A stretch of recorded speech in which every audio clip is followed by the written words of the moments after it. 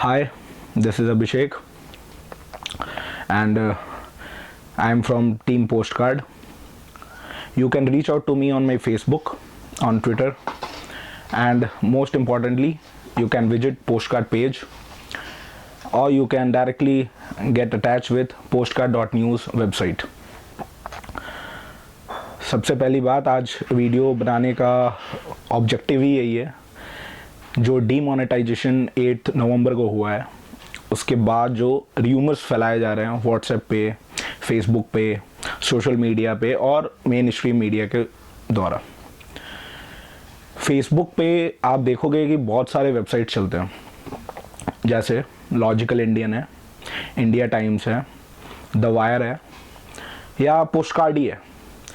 तो ऐसे बहुत सारे वेबसाइट चलते हैं और इनके कुछ ओनर्स होते हैं जिनका अपना एक एजेंडा होता है।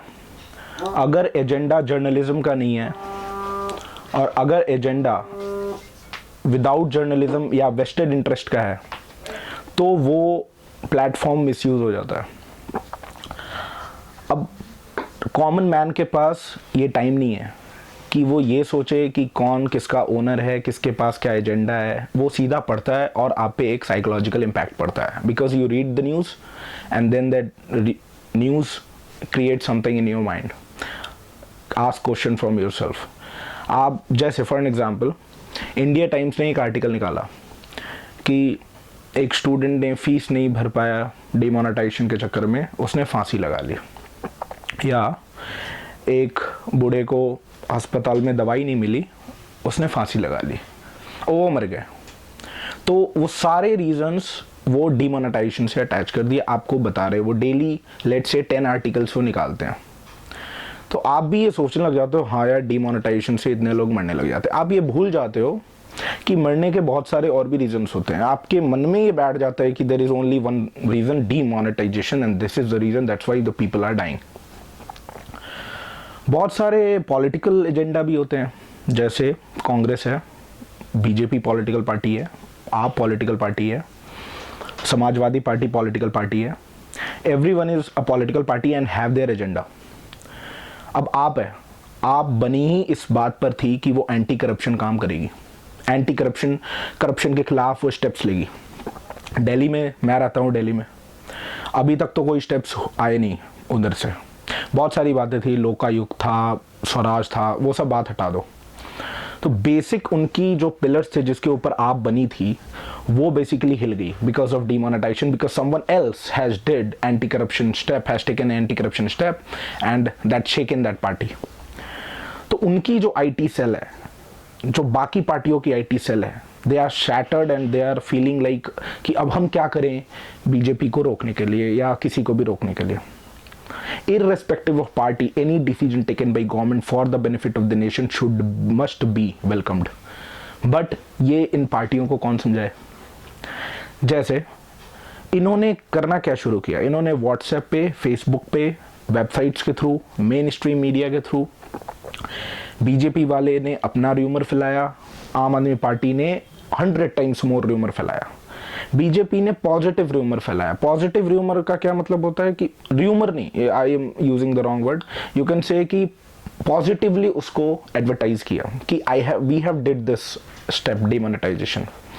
एंड आम आदमी पार्टी को, अब चूंकि वो अपोजिशन में है, तो आम आदमी पार्टी को उसके अगेंस्ट जाना था। तो अगेंस्ट जाना था तो उन्हें क्या कहना है। ऐसे बहुत सारे र्यूमर्स उन्होंने फैलाए हैं। अब इन र्यूमर्स का किसी के पास टाइम नहीं है, वो र्यूमर पढ़ता है और वो उस तरीके से लिखा जाता है कि it will directly impact on your mind. You get the message in on the WhatsApp, you start reading it and then you start believing it, and then whole process, the whole step, the so bold decision which is taken is diluted because of rumors. So I have listed down many rumors, all the rumors, almost all the rumors touching demonetization. And let us discuss this, and I will expose this in this video. This video is all about exposing the rumors and hitting directly the rumor mongers who are doing this on the WhatsApp, on Facebook, via website, and they are spreading the propaganda in so that they can keep their vote bank intact. So we will go one by one. Let's see what we have. First, popular rumor. What is, how can you get a rumor big when you alleged on someone big? Let's say आपको किसी को, छोटे लोग को आप गाली दोगे तो rumor नहीं बनेगा. rumor बनाने के लिए आप अंबानी का नाम लोगे तो rumor बन जाएगा, because the people start believing in. Ambani है तो वो कर सकता है. टाटा का नाम लोगे रूमर बन जाएगा. किसी भी बड़े आदमी का नाम लोगे तो एक साइकोलॉजिकली नेगेटिवली आप अंदर से हो जाते हो और फिर आप उसको विश्वास कर लेते हो. But they are corporates, they are doing it business, they are CAs, उनका ऑडिट होता है, सेबी एक संस्था है वो सब देखती है. और अगर आपके पास सबूत है तो you can go to court. Everyone is open, all the doors are open to have just to get your justice. But they don't do anything lawfully. They are not going to courts. We will take example one by one and let's see what is inside the rumor. The first thing was, the first rumor, the popular rumor, कि अंबानी जी ने जियो, रिलायंस जियो company को start किया क्योंकि उनको पहले से पता था डिमोनेटाइजेशन होने वाला है. उन्होंने दिसंबर तक फ्री कर दिया और दिसंबर के बाद वो चार्ज करेंगे. तो दिसंबर तक जो फ्री किया उसमें ब्लैक मनी लगा दिया and that black money will automatically get transferred into white money after December, because after December the white money is coming into the market. तो people started believing in yes it might be possible कि black money लगा दिया. अच्छा, जब वो rumours आप पढ़ते हो तो आप एक्चुअली होता क्या, ऐसा साइकोलॉजिकली इम्पैक्ट होता है कि वो आपका कॉमन सेंस भी ले जाता है. सिंपली सोचो कि पूरे देश में जियो के टावर लगाने होंगे. कितने टावर होंगे? इतना बड़ा देश है, 125 करोड़ का देश है, इतना 7th लार्जेस्ट कंट्री हुआ. क्या इतना ब्लैक मनी है कैश में कि सारे टावर जियो के और सारा टेंडर और सारे बिजनेस और सारा सिम कार्ड फ्री में ब्लैक मनी से लगा दिया? ये तो कॉमन सेंस की बात है, फैक्ट्स की बात करते हैं. The fact is that the Reliance Jio started in 2010. It took 3 years for settlement of financial problems, like how they will invest. They reach out to banks to give loans. They reach out to all the investors to invest. It started in 2010. You can go and you can see the website, you can Google it. तो 2010 में start किया जियो, तो उसको पता था पहले कि 2016 में उनका डिमोनेटाइजेशन होगा और ब्लैक मनी व्हाइट मनी बन जाएगी. It is not possible. 2010 में स्टार्ट. दूसरी बात, they have taken $4.5 billion loan from bank to invest in this. एक जियो का सर्विस लाइसेंस लेने के लिए गवर्नमेंट से you have to submit the documents, you have to submit your taxations, you have to submit your investment plan, then only you can get this big loan, $4.5 billion. Reliance is not a small mafia which is dealing in cash. It is a big corporate. Everyone is under scrutiny. Every audit is under scrutiny. आपको उन्होंने free में SIM दिया तो आप line में लग गए. 1 महीने के बाद डिमोनेटाइजेशन होता है, then rumours are coming and then you start questioning Reliance. You are not getting into it कि कैसे इन्वेस्ट किया, कहां से पैसा लाया. $4.5 बिलियन का लोन लिया है उन्होंने. 2010 से वो काम कर रहे हैं, बहुत सारे इन्वेस्टर्स हैं, बहुत सारे शेयर होल्डर्स हैं. And who is dealing in black money? आप सिंपली आप कहीं काम करते होगे, मैं एक आईटी फर्म में काम करता हूँ, बहुत लोग एक्सेंचर में काम करते होंगे, कॉग्निजेंट में काम करते होंगे. आप खुद बताओ, क्या आपको सैलरी कैश में आती है या अकाउंट में जाती है? क्या आपकी कंपनी कैश में डील करती है? कभी भी आपने देखा है? Never. Any export import company you take, everything is scrutinised. There is an institution called SEBI for it. Every data is coming all the time. Sensex में रजिस्टर्ड है कंपनी. तो it is not never a cash used, but this rumour happens just because it can impact psychologically. दूसरी बात आई कि Urjit Patel RBI governor है, तो Urjit Patel governor हैं क्योंकि उन्होंने रिलायंस में काम किया था, और उर्जित पटेल गवर्नर हैं क्योंकि उनकी वाइफ जो है वो नीता अंबानी की बहन है। ये भी एक र्यूमर फैला। ये र्यूमर तो सरासर फैक्टफुली ही गलत है, क्योंकि नीता अंबानी की जो बहन है उनका नाम है Mamata Dalal. Mamata Dalal is not a wife of Urjit Patel. Nita Ambani की एक ही बहन है और वो नाम है ममता दलाल, और वो एक प्रोफेसर हैं धीरू भाई अंबानी यूनिवर्सिटी में। अच्छा, कौन है वाइफ उर्जित पटेल की? उर्जित पटेल की वाइफ कनन पटेल है। तो ये तो सरासरी, Kanan Patel is not sister of Nita Ambani. तो ये तो र्यूमर ही गलत है। बट ये र्यूमर फैलाया क्यों जाता है? र्यूमर इसलिए फैलाया जाता है because you don't have time to search who is the daughter, who is the sister. आप बस पढ़ते हो और आपके माइंड में बिठा लेते हो कि यस इट हैपेंस। तो they use these silly things, they use your laziness because you don't have time। आप चलते चलते स्मार्टफोन से पढ़ रहे हो तो आपको कुछ भी पढ़वा दिया जाता है ना, आप मान लेते हो। उर्जित पटेल रिलायंस में 2009 में प्रेसिडेंट थे बिजनेस प्रोडक्शन हाउस के। उसके बाद उन्होंने बॉस्टन कंसल्टिंग के लिए काम किया। उसके बाद वो कांग्रेस के द्वारा 2013 में डेप्यूटी गवर्नर बने। 2013 में तो डिमोनेटाइजेशन नहीं आया था, 2013 में तो बीजेपी नहीं आई थी। उसके बाद 2016 में रघुराम राजन के जाने के बाद उर्जित पटेल आए, तब तक वो डेप्यूटी गवर्नर थे। तो कहां से अंबानी आ गया? आप भी पिछली कंपनी में काम करते होंगे। लेट से आप ए कंपनी में काम करते थे, ए कंपनी को स्विच करके बी में चले गए, तो क्या आपको मान लिया जाए कि आप अभी भी ए के लिए काम कर रहे हो या बी में चले गए? Job switching, company switching. कोई आदमी कुछ और कारपेंटर होता है, वो आगे जाके पेंटर बन गया, तो क्या वो कारपेंटरी अभी भी कर रहा है? How can you relate this two things? But actually these people do krantikari things. They give you the conspiracy theories, they will project you these stories and make you believe कि भाई आप believe करो इन सब बातों पे। Think over it, get into facts। उसके बाद एक र्यूमर आया कि अदानी को लोन मिल गया है। आप डिमोनेटाइजेशन के बाद अपना मेहनत से कमाया हुआ पैसा बैंक में दे रहे हैं, और बैंक जो है वो अदानी को दे रही है। बैंक अदानी को दे रही है। ये न्यूज ऑलमोस्ट 8 मंथ पुरानी है, 8 मंथ पुरानी। और ये अदानी को लोन एसबीआई में बहुत पहले उन्होंने अप्लाई किया था, बहुत पहले, लगभग 1.5-2 साल पहले, क्योंकि ऑस्ट्रेलिया में उन्होंने सोलर पावर प्लांट लगाना है 1500 मेगावाट का। अरे आपको घर बनाना होता है तो आप भी तो जाते हो एसबीआई लोन लेने, हाउसिंग लोन लेने। तो क्या वो एसबीआई जो है आपकी दलाल हो गई? आपकी तो दलाल नहीं हुई। आप एक घर बनाते हो तो आप 20 लाख का लोन लेते हो, वो 1500 मेगावाट का सोलर पैनल प्लांट बना रहा है तो वो 6000 करोड़ का दान ले रहा है, लोन ले रहा है। ऐसे तो कारनामे डेली होते। 1 लाख रजिस्टर्ड कंपनीज है, they always took loan from banks to invest. How they will get funds?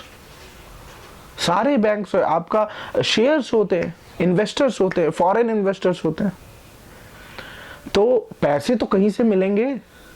अब क्योंकि एसबीआई ने लोन पास कर दिया, वो भी 8 महीने पहले की न्यूज है, वो भी 1.5 साल पहले उसने अप्लाई किया ऑस्ट्रेलिया में।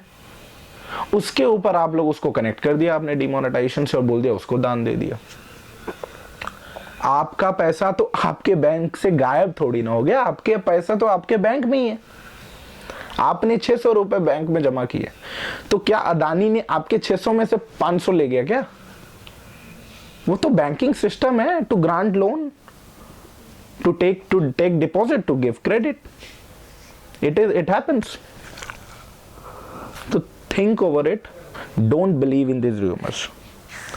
Another thing, let's come to another, let's say one big rumor, yes I remember, Vijay Mallya. ऐसा बोला गया कि विजय माल्या को पकड़ नहीं रहे, विजय माल्या का 6000 करोड़ का लोन माफ कर दिया। विजय माल्या का 6000 करोड़ का लोन कैसे माफ हो गया? माफ हुआ ही नहीं है, किसने बोला माफ हो गया, बट उन्होंने बोल दिया माफ हो गया। अब कैसे बोल दिया? क्योंकि उन्होंने दो वर्ड्स के बीच में मिस इन्फॉर्मेशन क्रिएट किया। एक वर्ड होता है राइट ऑफ, एक वर्ड होता है वेव्ड ऑफ। अब वेव्ड ऑफ के बदले, राइट ऑफ के बदले अगर वेव्ड ऑफ लिख दिया तो इसका मतलब सीधा सा है कि माफ कर दिया। अच्छा, राइट ऑफ का क्या मतलब है? जब कोई लोन बैंकिंग स्ट्रक्चर में, जब कोई लोन बैंक को ऐसा लगता है कि वो लोन हम रिकवर नहीं कर पा रहे हैं या वो लोन लॉस में जा रही है, तो बैंक उसको बैलेंस शीट में घाटा ना लगे, बैंक को इंटरेस्ट ना पे करना पड़े, इसलिए वो बैलेंस शीट से हटा करके उसको प्रॉफिटेबल एसेट से हटा के नॉन प्रॉफिटेबल एसेट में कन्वर्ट कर देती है।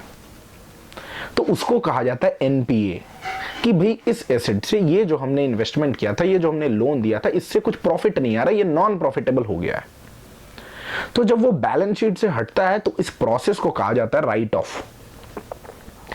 बट वो वेव्ड ऑफ नहीं हुआ, क्योंकि जब एनपीए में आ जाता है तो वो और सख्ती से उसके ऊपर काम होता है, गवर्नमेंट और सख्ती से उसके ऊपर काम करती है। बट इस राइट ऑफ को वेव्ड ऑफ बना दिया गया। और ये भी न्यूज, ये अभी की न्यूज नहीं है, डीमोनेटाइजेशन के बाद की न्यूज नहीं है, ये जून के महीने की न्यूज है, जिसको अब ला के कनेक्ट कर दिया गया डीमोनेटाइजेशन से। तो आपको समझना है कि आप अलर्ट हो, अलर्ट रहना चाहते हो या र्यूमर्स पे बिलीव करना चाहते हो। दो ऑप्शन है, या तो ये ऐसे मैसेजेस पढ़ा मत करो, या पढ़ा करो तो 5 मिनट लगेंगे, try to do inspection over it. और हाँ, वेस्टेड इंटरेस्ट के बारे में जरूर पता करो कि वेस्टेड इंटरेस्ट कौन है, कौन क्यों लिख रहा है, कैसे लिख रहा है, because they play with their emotions and you don't know it, they play with your psychology. जब ये डीमोनेटाइजेशन हुआ तो बहुत सारे र्यूमर्स बहुत जल्दी जल्दी फैलाए गए, जैसे ट्रक वाले हड़ताल पे जा रहे हैं, जबकि ऐसा कुछ नहीं हुआ। जैसे ट्रक वाले हड़ताल पे जा रहे हैं, ट्रांसपोर्टेशन पूरी ठप हो जाएगी तो कमोडिटी मिलेगा नहीं, तो कमोडिटी स्टॉक कर लो, तो लोगों ने नमक के दाम बढ़ा दिए। भाई नमक इंडिया एक्सपोर्ट करती है ओवर 20,000 टन्स, नमक की कभी कमी नहीं हो सकती है इंडिया में, तो नमक मिलेगा ही मिलेगा मार्केट में। मगर आपको र्यूमर फैला दिया, आपने जाके 200 रुपए में नमक खरीद लिया किलो पर किलो, यूपी में बहुत जगह पे 200 रुपए में बिका। अच्छा, इससे होता क्या है? इससे इन नेताओं का, इन पॉलिटिकल र्यूमर फैलाने वालों का घाटा नहीं होता है, इनसे घाटा आपका होता है। आपके साइकोलॉजी पे हिट किया जाता है और आपसे फायदा उठाया जाता है।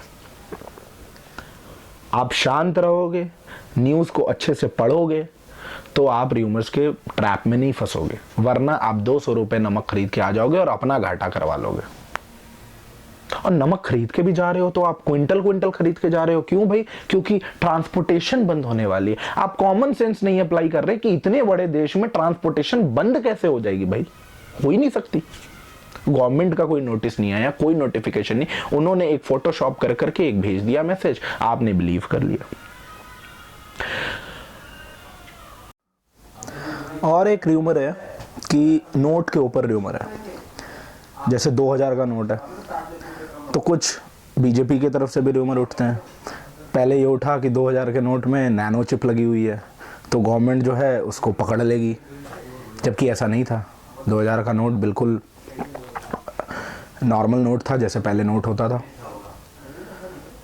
तो उसी तरीके से ये भी नोट आया, ये भी एक र्यूमर आया कि नोट में से रंग छूट रहा है, वो भी एक फेक चीज, कंसेप्ट है। कोई भी नोट लोगे जो ताजा प्रिंट हुआ है, आप उसको पानी में डालोगे और उसको आप स्क्रैच करोगे तो रंग निकलेगा। पहले के भी नोट पे आप करके देख लो, जब वो रंग सेटल डाउन हो जाता है, न्यूली प्रिंटेड नोट जब थोड़े ओल्ड हो जाते हैं, वो रंग सेटल डाउन हो जाता है, तब नहीं होता। तो ऐसे ऐसे र्यूमर्स फैलाए जाते हैं कि नोट नकली है, तो लोगों के माइंड में कंफ्यूजन हो कि नोट लें कि नहीं लें, नोट लेंगे तो फंस नहीं जाएंगे। ये भी र्यूमर आया 2000 का नोट कुछ दिन में बंद हो जाएगा। जब गवर्नमेंट निकाल रही है नोट, डीमोनेटाइज अभी हुआ है, क्यों बंद हो जाएगा? कॉमन सेंस की बात है। मगर ये र्यूमर ऐसे ऐसे फैलाए जाते हैं और इससे घाटा उनको नहीं हो रहा है जो फैला रहे हैं, वो घाटा उनसे हो रहा है, आपको हो रहा है। एक ऐसा र्यूमर आया कि बीजेपी को पहले से मालूम था और बीजेपी ने बता दिया अपने मंत्रियों को। अगर पहले से मालूम होता तो आशीष देशमुख बीजेपी के हैं, उनके 91 लाख नहीं पकड़े जाते। अगर पहले से मालूम होता, सबके सारे नेताओं के, किसी को भी तो कहीं से तो लीक हो जाता ये खबर। बट ऐसा नहीं है, सिर्फ चुनिंदा लोगों को बहुत सीक्रेटली ये काम किया गया।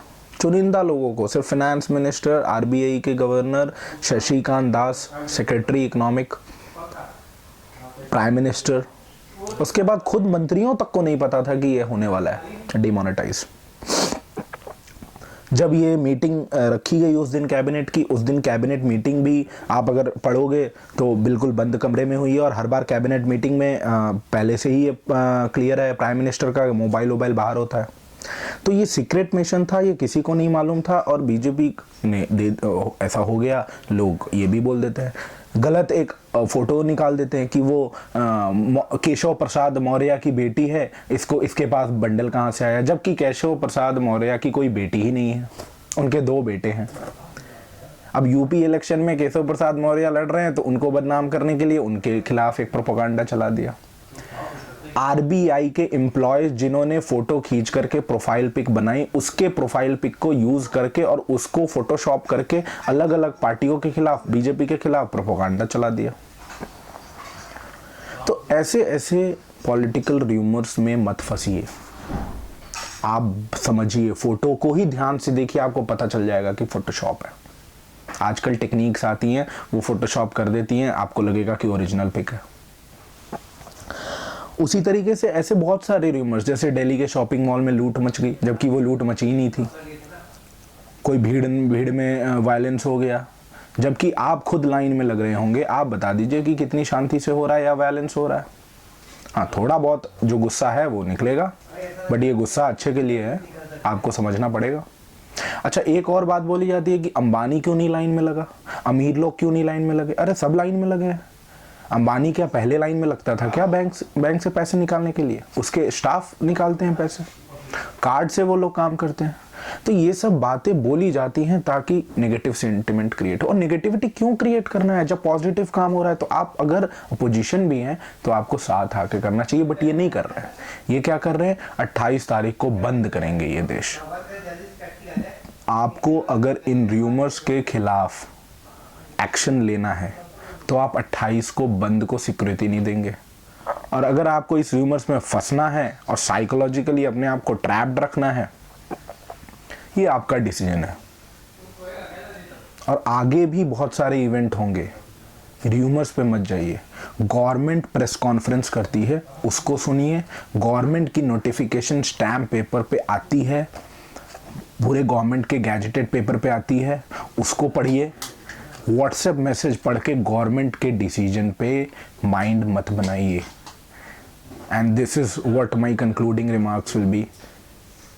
तो आपको बेसिकली समझाने के लिए मेरा वीडियो था। Thanks for watching, and I think in future also मैं ऐसे वीडियो आपको बनाता रहूँगा। एंड कोई भी कमेंट्स हो, कोई भी फीडबैक हो, कोई और र्यूमर्स के ऊपर अगर आपको लगता हो कि इस र्यूमर का क्या एक्सपोज है, तो you can comment on it and I will give you answer. Good bye.